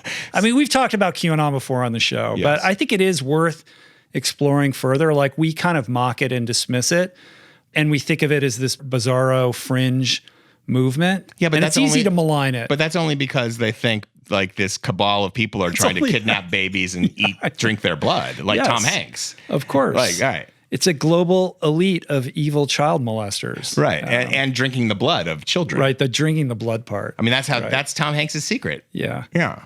I don't know where to begin with this, but let's start with the fact that this fringe ideology, in certain ways, the argument can be made that it's gone somewhat mainstream. It's kind of reached this weird cult religion fever pitch. And I think it poses a legitimate threat to our democratic institution. Clearly. I mean, I think Kevin Roose, who we talked about with the Rabbit Hole, basically was... He's an incredible reporter, this guy. Incredible reporter. And I think he was like, the idea is that President Trump is the secret hero and he's going to destroy this cabal. And as president, he's the big hero. But Kevin Roose, I think he pointed out that someone else did, like, that at one point, QAnon is thought of as fringe now, but so is the Tea Party. I don't know if that came from Kevin or not. Well, he did. No, he wrote an article basically, questioning whether QAnon was the new Tea Party. Right. That's it. That's right. Yeah. So he wrote that piece, and that's scary. But and the thesis of it, there's a lot of distinctions. There's a lot of reasons why QAnon is very different from the Tea Party, but the parallel that he's trying to establish is that there's this sense that these things are fringe movements that we don't need to pay attention to. And he's basically saying, like, this is a lot bigger than people think. Like, we mock it and we malign it and we dismiss it.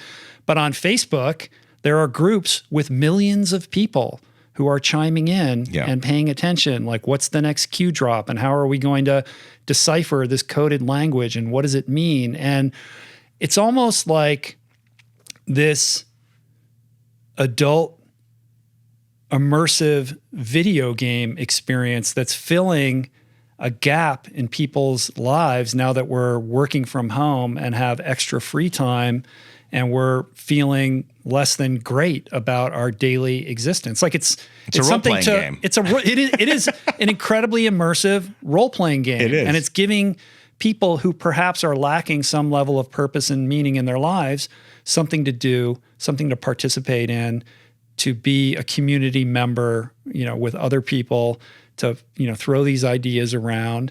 And it's metastasized into this political movement that is actually really frightening. It's kind of like a cult pop cultural meets politics movement. Like it really is. It's like the anti V for Vendetta. It's like the opposite of a V for Vendetta type movement. Like, you ever but see it's that the movie? Same sensibility. This idea that we're butting up against the machine, and in trying to really kind of on this theme of empathy, like trying to understand like what is going on with somebody that compels them so much about this movement. And I think it's like this perfect storm of economic instability, fear about the pandemic, and the fact that in so many ways, the government has been dishonest with us and has let so many people down. And there's a distrust of systems. Yes. And with that, there's space to develop these conspiracy theories. So when we hear, the narrative shifting and we become suspect of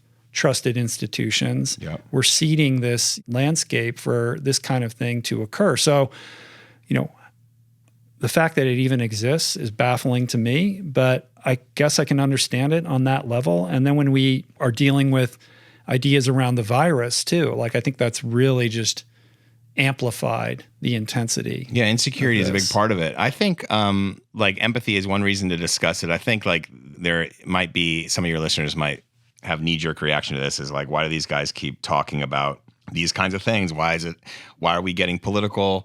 Why are we having these kinds of discussions and beating the QAnon drum so loudly? And part of that might be because a lot of us who listen to you and care about these issues, we have tools for ourselves that we could drown out the world. We might have tools, we might have the ability and wherewithal to be able to block it out, and our lives might be just fine if we just train and meditate and eat well, and our lives are going to be good. But there is something about cluing into these larger trends that does matter, right? Like to even people who might have it wired on an individual level, on a family level, and none of us have it wired completely. I mean, the acknowledgement of that, but we have tools. Why does it matter to keep talking about these things to you? That's a great question. How do I answer this? I mean, I think that it matters because truth matters. And I get concerned about our ability to function as a healthy society when we have this breakdown in communication and when we're living in various distinct realities. Like if we don't share a sense of what is actually going on, then how can we move forward collectively? Yes, we can focus on our individual well-being. We can develop our spiritual life and our emotional lives and improve our relationships with those that we're surrounded by. But when you scale that up, how are we functioning collectively as a society? And I see in the same way that we have an epidemic of lifestyle disease, I'm seeing a disease of the mind, right? Like, what is the real virus right now? Is it coronavirus, or is it an infection of ideas that is driving people apart from each other? And as a result, breaking down our ability to cohabitate in a healthy way. Well said. I just finished a little light reading. It's Plague by Albert Camus. And Wow. because I've been reading Plague and watching Plague movies during this period of time. But one thing that comes out of it, it takes place in the 1940s in North Africa. There's a bubonic plague outbreak. And it's told from the perspective of several characters, but the thesis is people are more good than bad.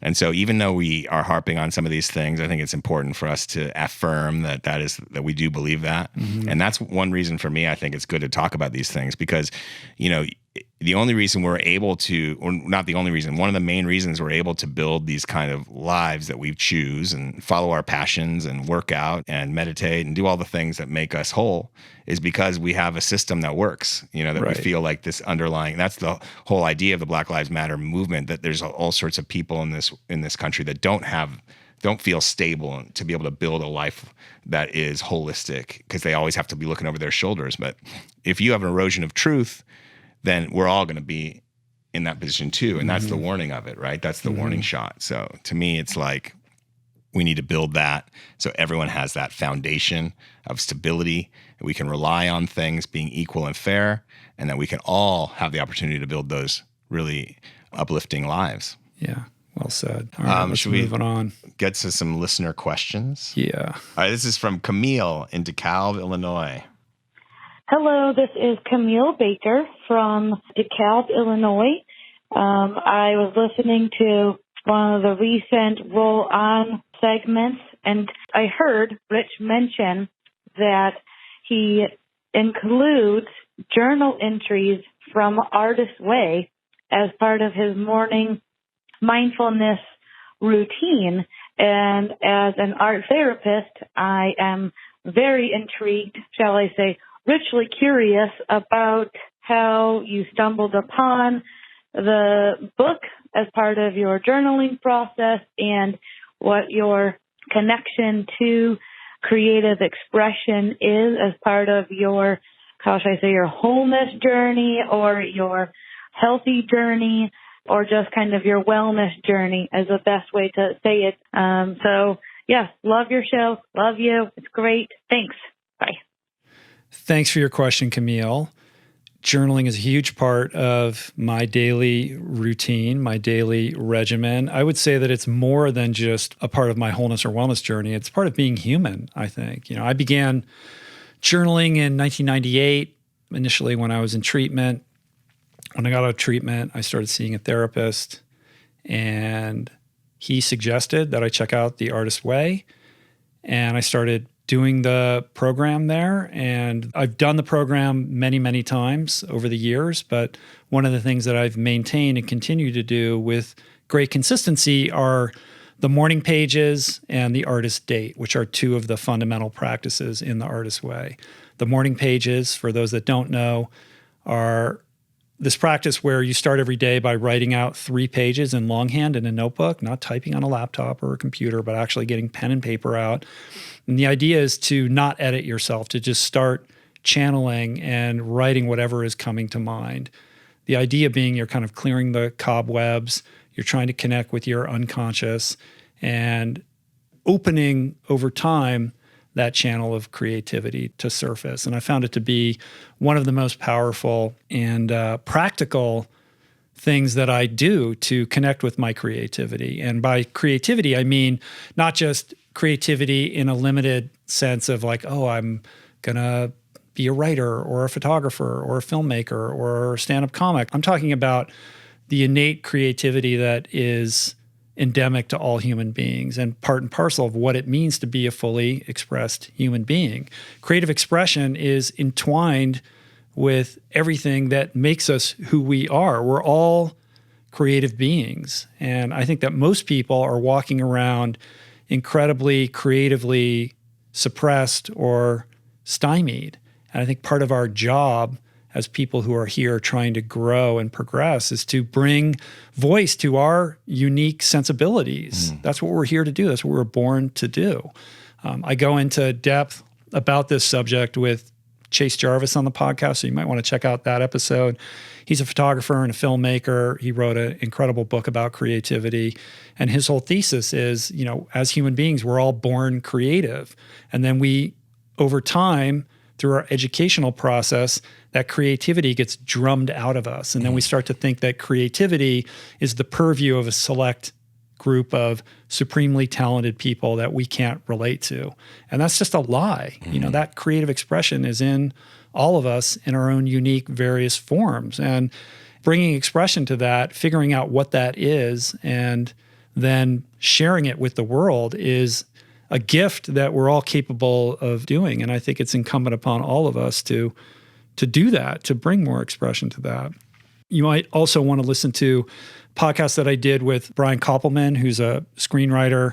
He's the creator of the TV show Billions. He wrote the movie Rounders. He's written a lot of movies, and he's just an incredibly prolifically creative person. And this is a guy who's been doing the morning pages for like decades, and he never misses a day. And he swears by it. He's like, I will not skip that no matter what. And he attributes his extreme creative output to the diligence of this daily practice. And I think there's a lot of profundity in that. So check it out.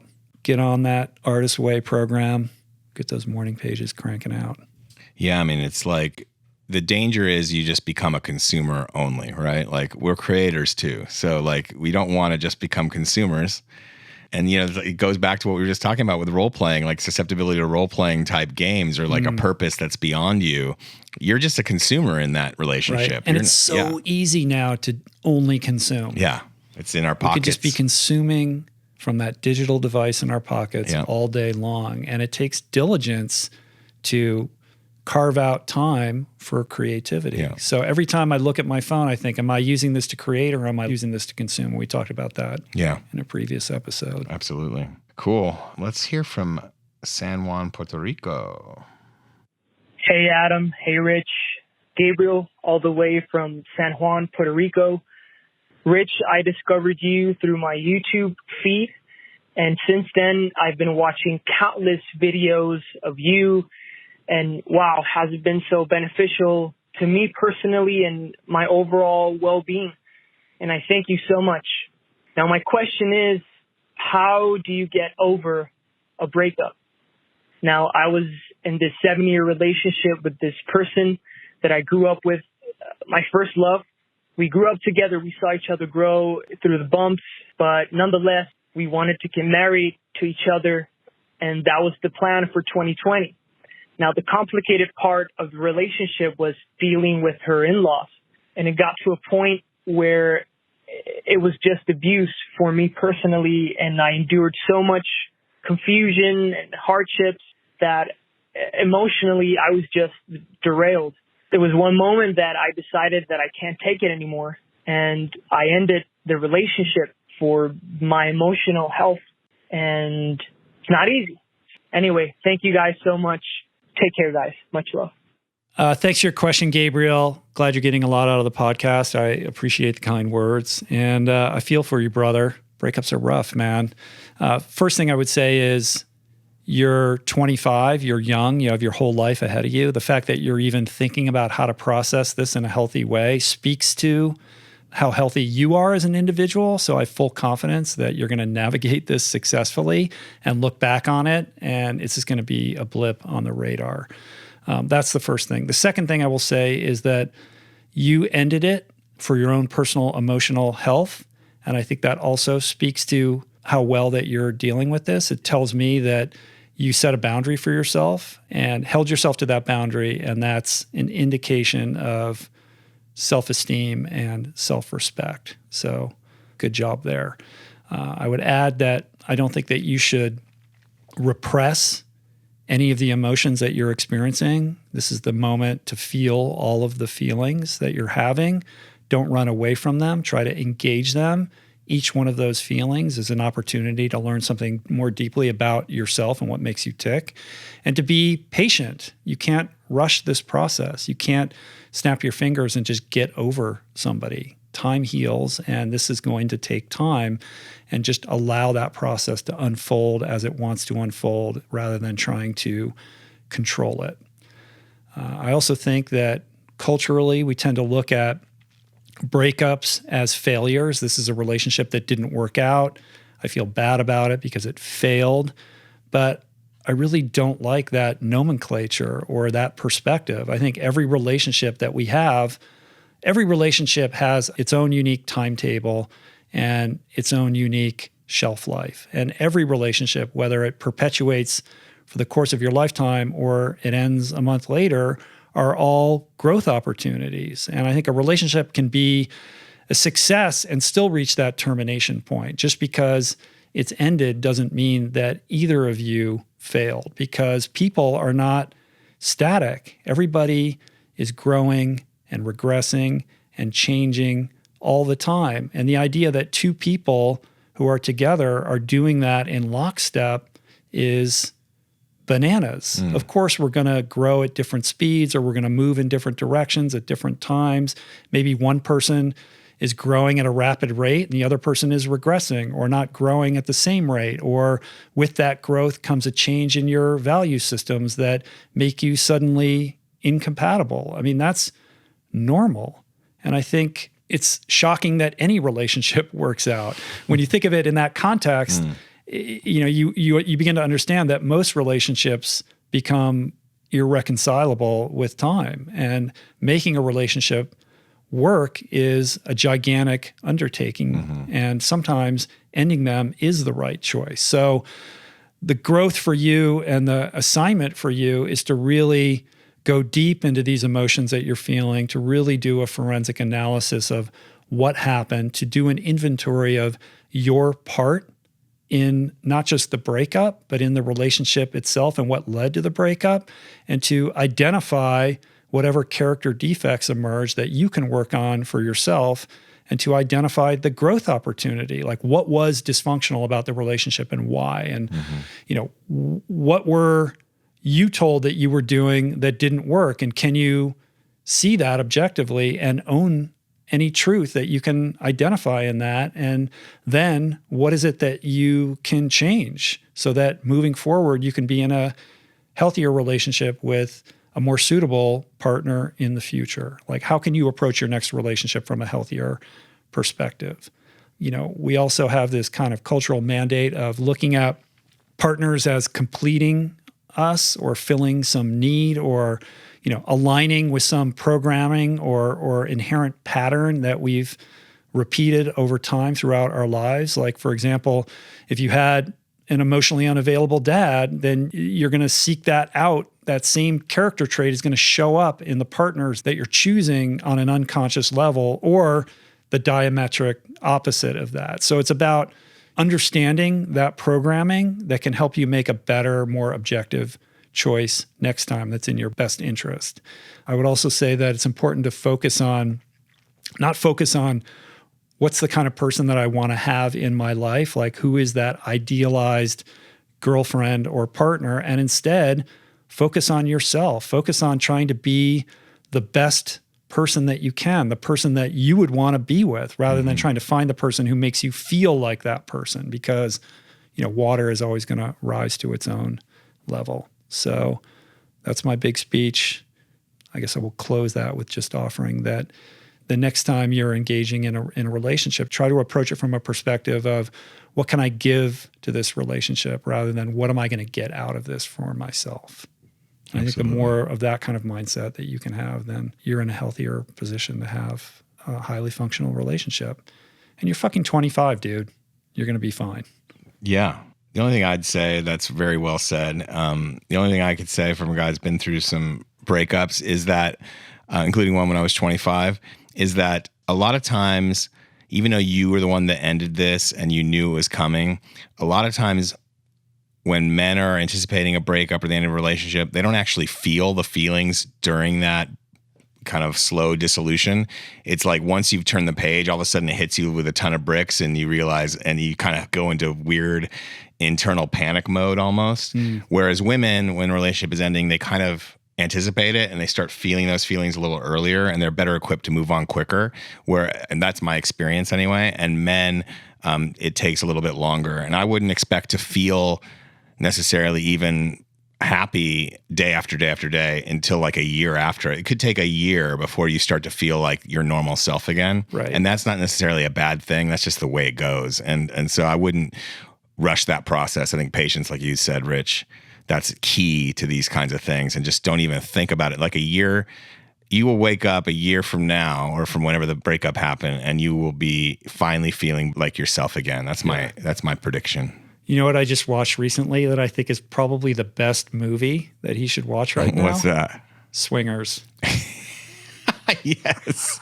That's a good one. Because really, it's a buddy movie about one guy trying to get over his breakup with his girlfriend. It's exactly that. And it's actually got kind of a profound message in there. Absolutely. Amidst all the insanity of that movie. And it gave us, Favreau and Vince Vaughn. And Vince Vaughn, yeah. And many other careers, Doug Liner. Many other careers. Yeah.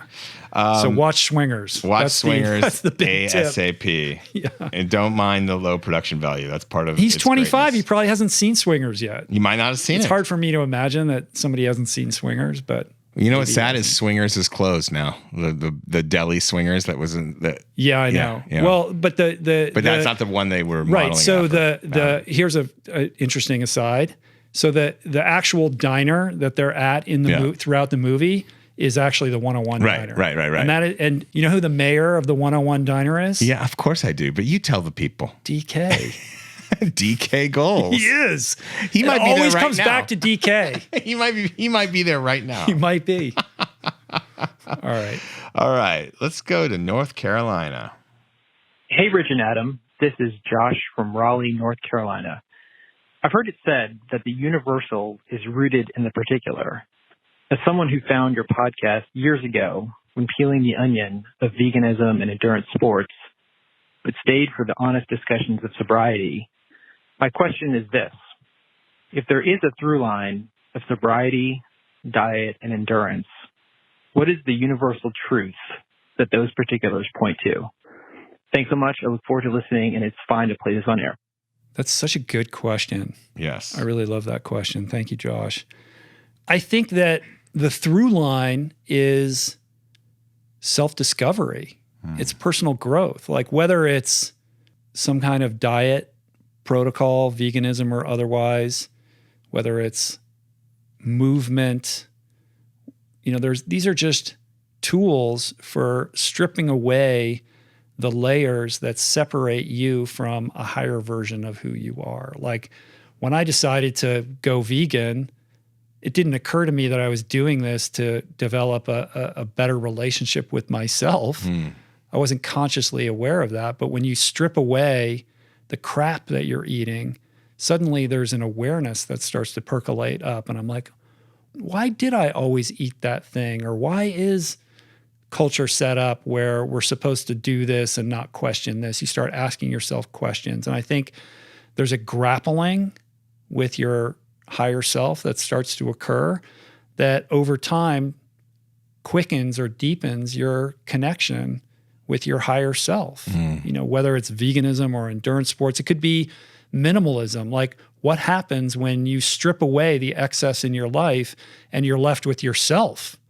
And you have to be with yourself and you have to look at yourself in the mirror and there's no distraction. What do you do then? How terrifying is that when you have to meet yourself for who you actually are? So again, these are things that I've used. Like endurance sports was fundamental in my journey because I was spending so much time alone by myself out in nature with an elevated heart rate and no distractions. And I was very confused at the time about who I was and what I wanted to do and how to express myself and, who am I fundamentally, right? As cheesy as that sounds. And that process was like this gauntlet that really taught me about who I am and what makes me tick and what my values are and who I wanted to be.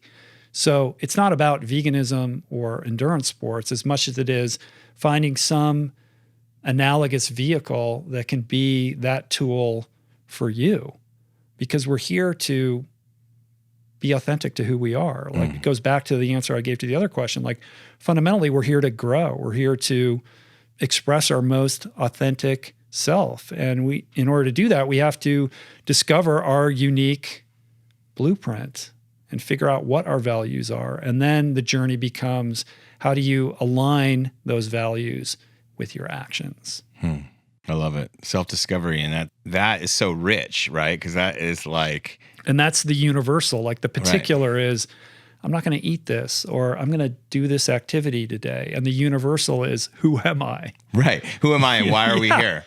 Right, exactly. But it's micro and macro, because you're like, okay, who am I? Like, because the world's always trying to tell you who you are, right? Like, and part of that is you make choices, and depending on how old you are, those choices end up kind of creating an identity for yourself that you might wake up and be like, wait a second, how did I become this person? It's about regaining control over those reins, right? Yeah. And rather than allowing your identity to be dictated to you by a group that, you feel more comfortable being aligned with, or whatever marketing message or television show or music video or whatever it is, to start shouldering responsibility for crafting that identity for yourself.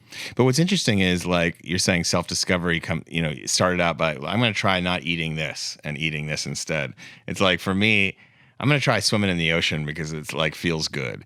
But then you don't realize, like, that does become like a spiritual odyssey. It does become an odyssey. Yeah. It does. What happens when I can't, pick up that bottle and drink that thing? Yeah. And understanding, like, oh, that was stunting my emotional and spiritual growth. I thought I just liked being drunk. Right. But there's so much more going on. Like these little actions that, we don't realize are so powerful and potent in determining like who we are and the decisions that we make about who we want to be. Love it. All right. Last question from a mystery man. I'm not even sure his name's real. He's in an undisclosed location. Hey guys, my name's John. I'm calling from an undisclosed location that is not in California or Texas. I was wondering what you guys think about Joe Rogan leaving LA and moving to Texas. Do you think there is a mass exodus out of major metropolitan areas and people moving to less populated areas where the effects of climate change are less severe, the overall quality of life better? Have you guys personally thought about leaving California?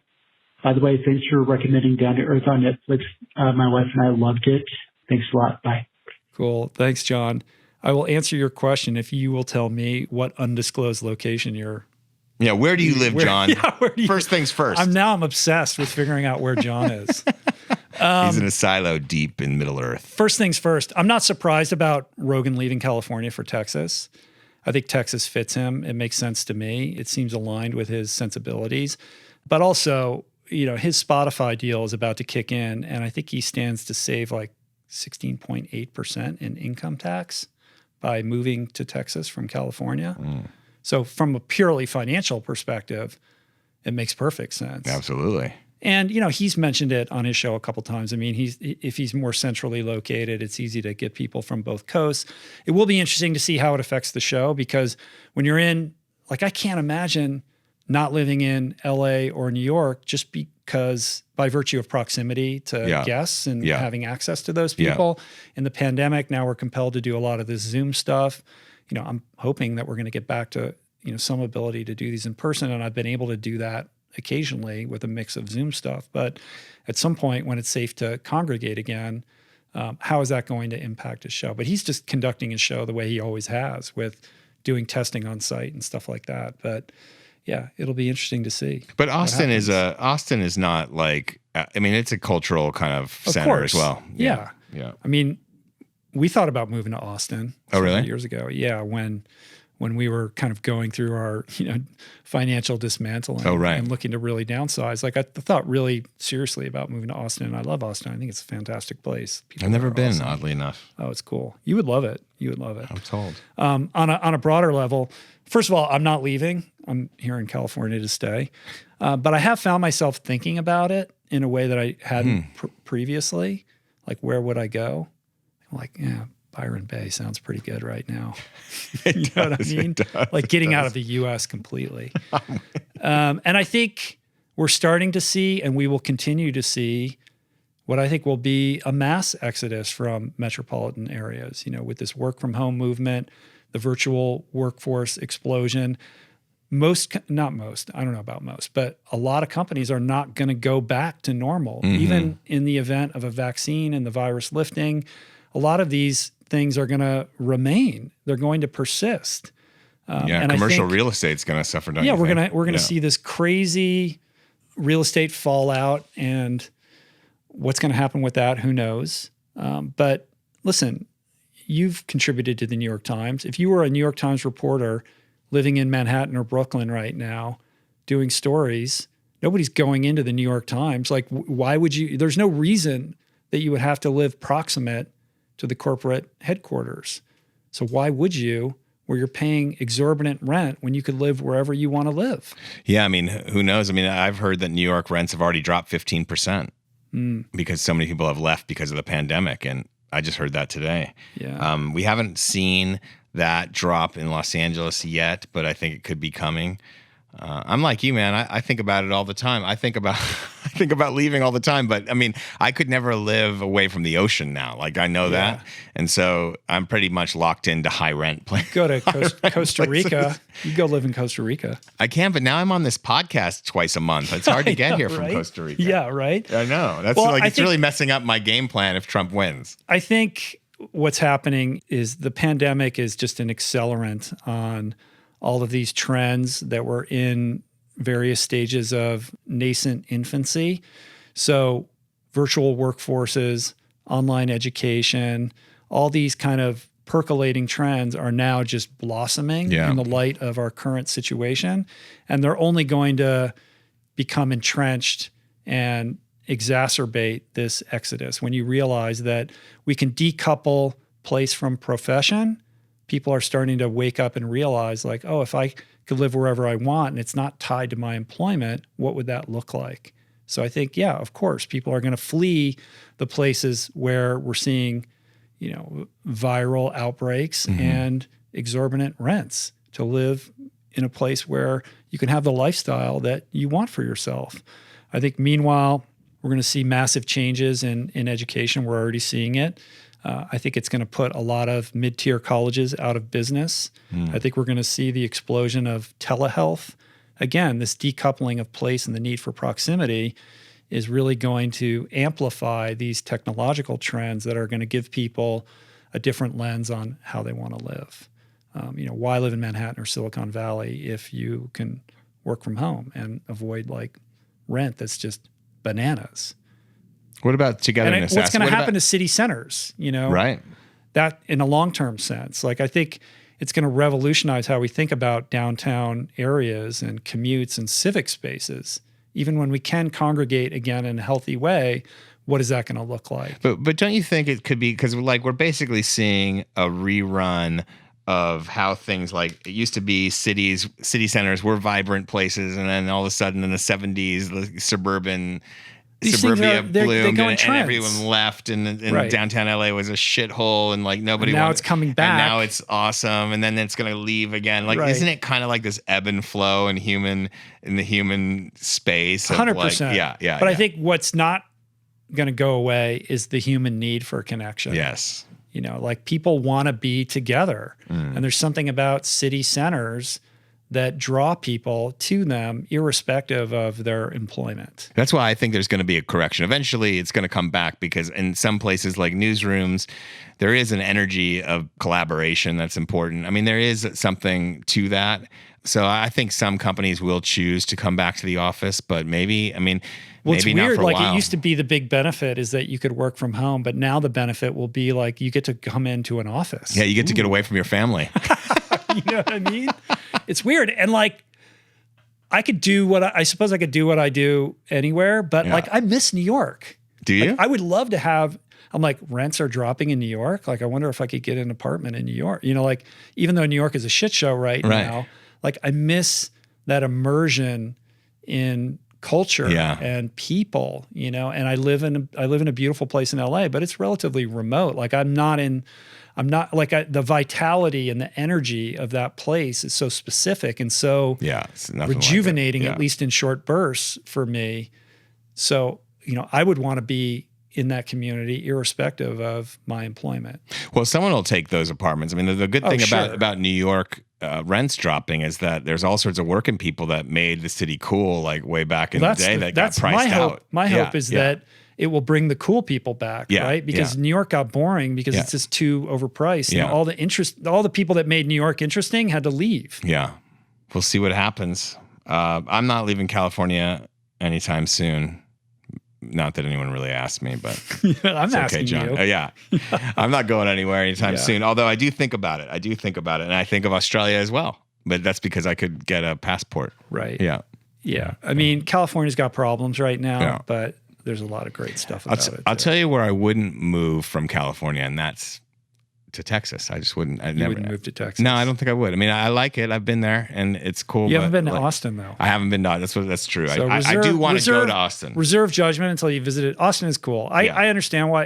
I'm not moving there, but I can appreciate Austin. I love Utah, though. I would think about Utah. Really? I love Utah. Yeah, it's I'm not moving to Utah. No, it's beautiful. It's like ocean. almost Colorado. I know, no ocean. That's why I won't live there. But yeah. All right, let's wrap this up. All right. That's it, everybody. Thank you for tuning in. Thanks for your questions. I appreciate it. How do you feel, Adam? Do you feel like we did a good job today? I feel great. Yeah. I mean, I always feel like we did well. But I mean, maybe that's just... You sound so enthusiastic. Well, maybe I have overinflated self-esteem, and I always think I did well, and then I find out later. I thought you did not. a wonderful job. I enjoyed that thoroughly. You can follow Adam at Adam Skolnick on all the social places. Yeah. If you want your message considered to be read and answered on the show, leave us a voicemail at 424-235-4626. Subscribe to us on Apple Podcasts, on YouTube, on Spotify. Hit that notification thing on YouTube, except not for this one because we didn't film this one. Yeah, not on but YouTube. In general, I suppose. Check the show notes on the episode page at richroll.com. We'll put links up to everything that we talked about, including all of those ways that you can get involved and contribute. You can also submit your question on our Facebook group, the Rich Roll Podcast Facebook group. I have one more question before you sign off. We're in a very superhero room right now. We're in an undisclosed location. We're in an undisclosed location surrounded by various superheroes and villains. Yeah. Who's your favorite Batman? My favorite Batman? Your favorite Batman. You're coming at me with a curveball here. I know. Well, I'm staring at Batman. Yeah. I got to give it up to Christian Bale for sheer intensity. But I got a soft spot in my heart for Michael Keaton. Oh, really? Yeah. I go Christian Bale. There's a revisionist history around the Michael Keaton Batman. Is there? Yeah. I haven't listened to that one. He's being resurfaced as the greatest Batman. Is there? Oh, okay. So, but it's not an actual episode of revisionist history. No. It's just a kind of a percolating cultural philosophy. Because he's the most he's kind of merging. Michael Keaton is like a merger of Adam Rich meets Christian Bale. A little bit. I don't know. Blake, what do you think?